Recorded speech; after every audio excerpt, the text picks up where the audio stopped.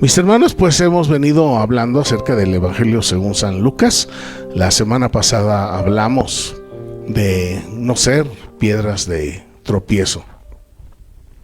Hablamos de no ser estorbo a ningún creyente y tampoco a los no creyentes. El día de hoy vamos a hablar acerca de la venida del reino de Dios. Para empezar, un reino pues es una entidad, un espacio, un lugar en donde hay ciertos habitantes que son súbditos y hay un rey. Puede ser que haya reina o puede ser que no haya reina, pero necesariamente tiene que haber un rey. Y ese rey gobierna, y no gobierna así con formas que conocemos como democracia. Es un gobierno autocrático, es decir, que es un gobierno en donde el rey dice qué es lo que se quiere, qué es lo que cada uno de los súbditos o siervos tiene que hacer. No hay negociaciones, hay órdenes y las órdenes son para ser cumplidas rápido y de buen modo. Porque el que no cumple rápido y de buen modo, pues está perdiendo puntos y a la larga puede ser eliminado del reino. No hay negociación. La cuestión es que en el reino de Dios, Dios es el rey y Dios va a gobernar sobre todo el universo, que de hecho Él gobierna.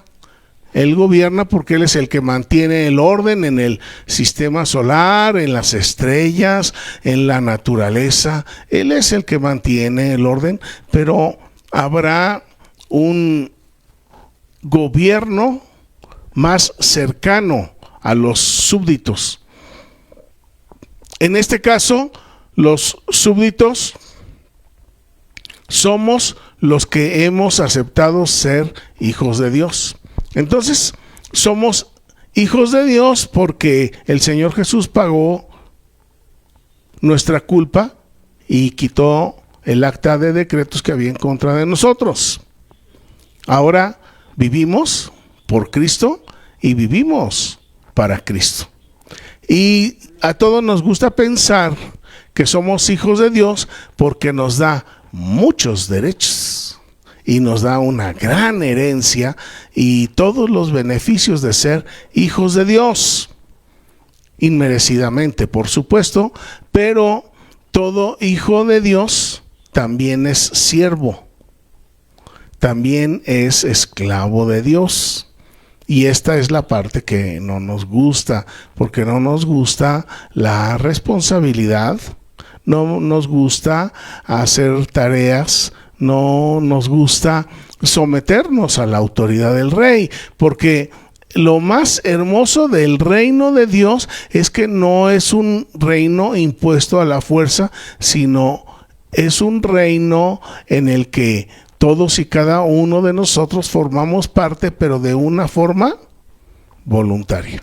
Es decir, que si de repente alguien dice, y yo ya me cansé de esto, se da la vuelta y se va. Y no hay un forzamiento para que esté donde no quiere estar. También hay otro reino que es el reino de las tinieblas, en el cual ahí sí hay forzamiento. Y en el cual los hijos de Satanás o los hijos del diablo, los siervos y súbditos, hacen igual que hace su rey, en este caso el diablo. En el reino de las tinieblas sí hay forzamiento, porque ahí es obedeces o te mueres. No hay tampoco negociaciones, pero en el reino de Dios hay paciencia, hay amor, hay misericordia, hay libertad, y todo eso no lo hay en el reino de las tinieblas. En el reino de las tinieblas existe, en lugar de la verdad, la mentira. En lugar de la libertad, la esclavitud. En lugar del amor, el odio. Y de esta manera, pues, el reino de las tinieblas está determinado a un fin, porque en el reino de las tinieblas tampoco hay lealtad. En el reino de Dios sí hay lealtad. De manera que entonces, desde tiempos antiguos, los judíos esperaban la venida del Mesías, porque el Mesías esperaban ellos, y aún así siguen pensándolo, que el Mesías va a gobernar la tierra, como si fuera algo parecido, digamos, al rey de Inglaterra que gobierna sobre su territorio. Así ellos esperan la venida de un ungido que va a gobernar. Sabemos que ese ungido es el Señor Jesús, y sabemos que el Señor Jesús gobierna, pero va a llegar un momento en el que van a ser quitados todos los presidentes, van a ser quitados todos los reyes, incluyendo el rey de Inglaterra. ¿Cómo se llama? El rey Carlos, todos los reyes de España, todos los reyes van a ser quitados, y solamente un rey va a gobernar y a regir, que es nuestro Señor Jesucristo. Entonces el reino de Dios será establecido plena, completa y totalmente sobre la tierra. Pero mientras tanto, ¿qué hay de el reino de Dios? Aquí los invito a que vayamos a Lucas en el capítulo 17. Lucas capítulo 17, y vamos a ver el verso 20. Hemos venido estudiando, aprendiendo acerca de que el Señor Jesús tuvo una serie de conversaciones con los fariseos, que eran sus opositores, y el Señor Jesús amaba a los fariseos, y el Señor Jesús deseaba mostrarles la luz del reino de Dios, y sin embargo ellos preferían estar en la oscuridad, en las tinieblas y en la mentira. Lucas capítulo 17 verso 20 dice: preguntado por los fariseos cuándo había de venir el reino de Dios, les respondió y dijo: el reino de Dios vendrá sin advertencia. No dirán helo aquí o helo allí, porque he aquí que el reino de Dios está entre ustedes. Esto lo pudieron haber escrito, en este caso Lucas, en el tiempo de nuestro Señor Jesucristo, y en ese momento era una palabra viva y vigente. Pero en este momento que nosotros lo leemos, esta palabra sigue siendo viva y vigente, de tal manera que podríamos decir, si nosotros le preguntáramos al Señor Jesús en este momento cuándo había de venir su reino, Él contestó: el reino de Dios no vendrá con advertencia, es decir, que no va a haber trompetas, no va a haber grandes señales a través de las cuales vamos a decir: ¡ay, ya llegó el reino de Dios! O ya viene, o ya en algunas sectas dicen: ya vino el reino de Dios. Pero aquí el Señor Jesús nos está diciendo: publicidad no va a haber. No necesito internet, no necesito anuncios por televisión o por radio. Y luego dice: tampoco dirán, míralo, está ahí o está allá, porque el reino de Dios está entre ustedes. Y eso el Señor Jesús se los estaba diciendo directamente ¿a quiénes? A los fariseos. Y a los fariseos les está diciendo, el reino de Dios está entre ustedes. Y si los discípulos hubieran preguntado, el Señor Jesús les hubiera contestado lo mismo. El reino de los cielos está entre ustedes. Y si nosotros en este momento le preguntamos al Señor Jesús, nos responde, el reino de Dios está entre ustedes. El reino de Dios está entre ustedes. Fíjense lo que está diciendo. El gobierno de Dios está entre ustedes. De tal manera que una persona aislada no puede ser permanentemente parte del reino de Dios, porque Dios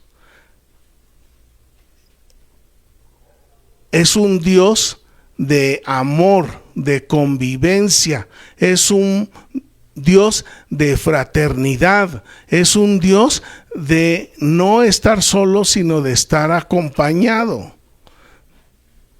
Entonces, si el reino de Dios está entre nosotros, se comprende de una forma muy sencilla que Él dice, donde estén 2 o 3 congregados en mi nombre, ahí estoy yo. ¿Cuántos se necesitan? 2. Y para que esta palabra que dice, el reino de Dios está entre ustedes, ¿cuántos se necesitan? 2. Si es una sola persona, y le digo, el reino de Dios está entre ti y el vacío, no puede ser. El reino de Dios está entre 2 o más personas. Y sabemos que cuando estamos reunidos, congregados en el nombre del Señor Jesús, 2 o más, su presencia está con nosotros. De manera que entonces lo más importante del reino de Dios es la presencia misma de Dios. Y la presencia de Dios se manifiesta de una manera tangible, externa, cuando está en medio de 2 o 3 o más. Es necesario, es importante que nosotros estemos en comunión y en contacto con las otras personas y que estemos reunidos en el nombre del ungido, del Mesías, del Salvador, para que entonces el reino de Dios esté entre nosotros. Luego continúa. No dirán helo aquí o helo allí, porque el reino de Dios está entre ustedes. Y más adelante, si gustan acompañarme a Romanos 14, 17. En Romanos 14, 17 encontramos algunas características del reino de los cielos. Y aquí es el apóstol Pablo, inspirado por nuestro Señor Jesucristo, en Romanos 14, 17, dice, porque el reino de Dios no es comida ni bebida, sino justicia, paz, gozo en el Espíritu Santo. Y miren, dice primero, el reino de Dios no es comida ni bebida. Entonces, déjenme explicarlo en palabras actuales. El reino de Dios no es pizza y coca. El reino de Dios no es tacos al pastor con tepache. Eso no es el reino de Dios. Ahora, deseo que recordemos de lo que hemos hablado en las semanas pasadas. Y hablamos de que el Señor Jesús nos dice, cuando hagas banquete, invita a quienes, a los que no te pueden recompensar. Invita a los mancos, invita a los cojos, invita a los que no tienen para pagarse una buena comida, ni ellos mismos, y que van a venir a tu casa y van a comer y no te van a poder pagar esa comida. Y aquí entonces surge una cuestión. Si el Señor Jesús nos dice que invitemos a los que no tienen para recompensarnos, y aquí nos está diciendo que el reino de Dios no son chilaquiles con frijoles y café, entonces, ¿dónde está el balance? ¿Dónde está el equilibrio? ¿Dónde está el argumento? Pues la cuestión es que la comida es un medio, no es un fin. ¿Sí? La comida es un medio que nosotros vamos a aprovechar para acercar a otros a nuestra mesa, para que nosotros convivamos, platiquemos, para que nosotros les expliquemos el mensaje de la salvación. Pero esa comida no es el reino de Dios. El reino de Dios es la relación que nosotros lleguemos a entablar con aquellos que están necesitados y que vengan a nuestra mesa y que se sienten a comer con nosotros, y que las pláticas que nosotros tengamos con ellos se relacionen con la personalidad de Jesucristo. De manera que entonces el reino de Dios está entre dos o tres que estamos reunidos en el nombre del Señor Jesús.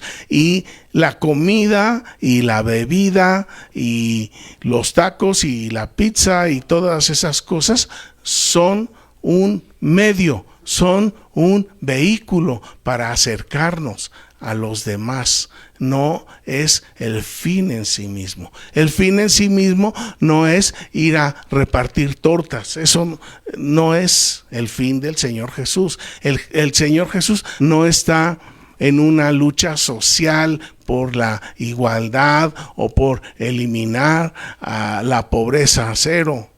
No, el Señor Jesús a cada uno de nosotros nos ha enviado, nos ha ordenado, nos ha instruido que hagamos banquete y que invitemos a todos aquellos que no nos pueden recompensar, y que utilicemos los bienes materiales para acercar a otros a nuestro Señor Jesucristo. Y en la mañana estábamos platicando acerca de eso. Es exactamente, y a mí me está moviendo mucho todos mis pensamientos, todas mis ideas, mi forma de ver el cristianismo, ahora que estamos estudiando San Lucas, porque en ninguna parte encuentro que el Señor nos haya mandado a construir templos, pero sí nos mandó a darle de comer a los que no nos pueden recompensar. Y no nada más es darles de comer por darles de comer, porque eso también ya lo estuve pensando. Dije, pues podemos hacer un desayunador social. Podemos hacer un comedor social en una zona marginada. Y eso es una muy buena obra social. Pero no es ese el fin, la finalidad de nuestro Señor Jesucristo. La finalidad de nuestro Señor Jesucristo es que utilicemos los bienes materiales, en este caso la comida y la bebida, como un medio para aproximarnos, para acercarnos, para romper barreras. De manera que entonces necesitamos cambiar nuestra forma de pensar, porque no es fácil, sigo insistiendo, no es fácil pensar en que alguien que no se ha bañado venga y se siente a nuestra mesa. Pero eso es lo que está pidiéndonos el Señor Jesús. Y debido a que esto es un reino, no es una democracia, el Señor Jesús no nos dijo, hagan esto si quieren, o si les parece, o si su comedor ya está viejito, o si su comedor está sucio. No, el Señor nos dijo, esto es lo que quiero que hagan, que inviten a comer a los que no los pueden recompensar. Y en el momento en que nosotros empecemos a hacer eso, se van a abrir los oídos de aquellos. Y también he estado pensando que aún puede ser que invitemos a 10, a 20, que nunca nos van a recompensar la comida, y que platiquemos con ellos y que les digamos que hay un Salvador y que les digamos que hay perdón de pecados, y puede ser que nos tiren de a locos.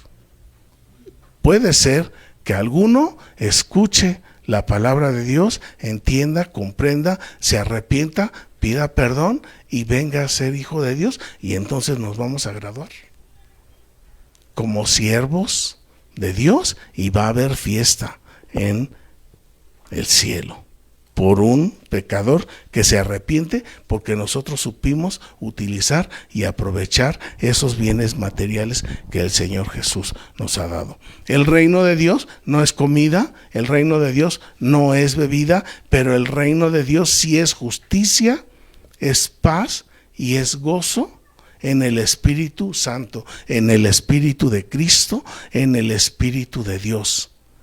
Y la justicia sí se puede compartir entre dos personas. La paz sí se puede compartir entre dos personas. El gozo sí se puede compartir entre dos personas.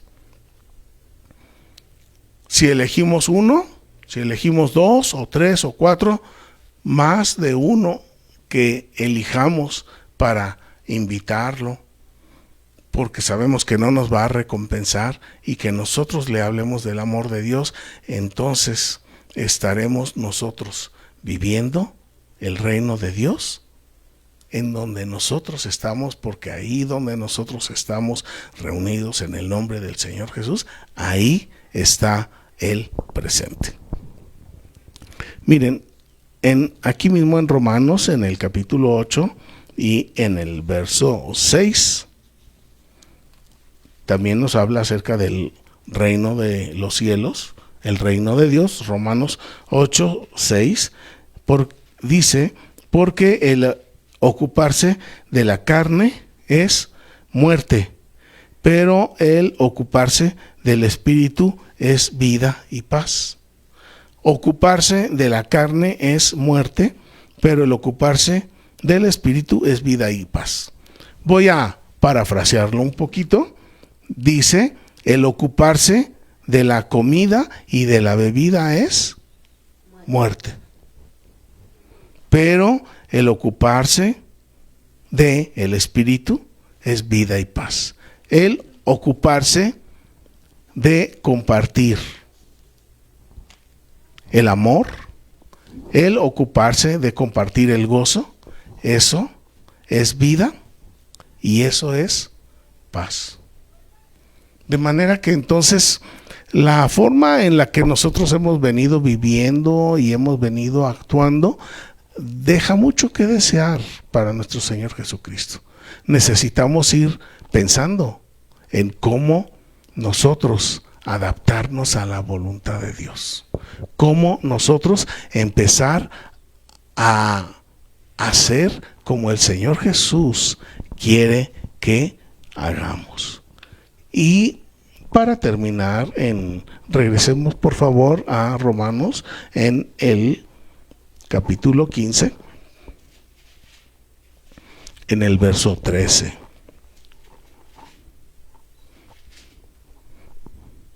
Romanos 15, 13 dice, el Dios de esperanza los llene de gozo y paz en el creer, en la fe, para que abundemos en esperanza por el poder del Espíritu Santo. Es decir, que el reino de Dios está entre nosotros cuando el Espíritu Santo está entre nosotros. Puede ser que alguien diga: yo tengo el Espíritu de Cristo. Yo tengo amor, gozo, paz, paciencia, benignidad, bondad, fe, mansedumbre, templanza. Yo tengo estas manifestaciones del Espíritu. Pero para que el reino de Dios se haga evidente, entonces es necesario que nosotros eso lo compartamos con alguien que no tiene económicamente para retribuirnos lo que nosotros le queremos ofrecer. Una comida, un café con pan, una plática amena, agradable, en la cual nosotros le estemos compartiendo ese amor, ese gozo, esa paz. Y la manera de compartir ese amor, ese gozo y esa paz es dándole las buenas noticias a la persona. Cuando nosotros le damos la buena noticia a la persona y él cree, aquí nos está hablando de la fe, nos está hablando del creer. Cuando él cree, entonces mi creer se comparte con la otra persona. Entonces ya estamos compartiendo fe. Y si estamos compartiendo fe y él escucha y llega a arrepentirse, entonces estamos compartiendo el perdón que Dios nos da. Y si compartimos el perdón que Dios nos da, entonces también estaremos compartiendo el gozo, la paz y todo lo que es el Espíritu de Cristo. Tenemos que pensar y meditar cómo le vamos a hacer. ¿Cómo le vamos a hacer para hacer lo que el Señor Jesús quiere que hagamos? El Dios de la esperanza nos llene de gozo y de paz en la fe, para que abundemos en esperanza por el poder de el Espíritu Santo. Entonces, el reino de Dios no necesita publicidad. Lo que el reino de Dios necesita son siervos, hijos dispuestos a hacer lo que el Señor Jesús quiere. ¿Y qué es lo que el Señor Jesús quiere? Que invitemos al que no nos puede recompensar, que lo invitemos a comer y que entonces le compartamos las buenas noticias. Nosotros sí podemos hacer lo que el Señor quiere que hagamos. Sí podemos pensar y a ver cómo le hacemos para que hagamos una comida en la que invitemos a nuestra mesa a gente que no nos puede recompensar. Sí podemos darles un momento agradable, un momento ameno, una plática sencilla y darles las buenas noticias de salvación. Nosotros sembramos y el que da el fruto es el Señor. Y nosotros lo veremos. Nosotros lo veremos. Nosotros podemos hacer lo que Dios quiere que hagamos. La pregunta es, ¿queremos? Pensemos seriamente, hermanos. Pensemos seriamente en invitar a alguien. Derribemos todos esos pensamientos, obstáculos, dificultades que hay en nuestra mente para hacer lo que el Señor Jesús quiere. Y sabemos que cuando nos presentemos allá, a la presencia del Señor, a tocar en la ciudad celestial, el Señor Jesús nos va a decir: tuve hambre y me diste de comer, tuve frío, me abrigaste, estuve enfermo, me visitaste, estuve en la cárcel y estuviste ahí conmigo. Y por cuanto lo hiciste a uno de esos pequeños, a mí me lo hiciste, y mi espíritu estuvo contigo, y mi espíritu está contigo, y el reino de los cielos está en ti. Y entonces, bienvenido al reino, a la ciudad celestial, que es nuestro objetivo.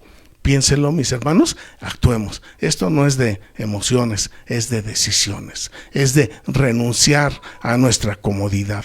Es de renunciar a nuestra privacidad. El Señor nos está pidiendo algo. ¿Queremos hacerlo?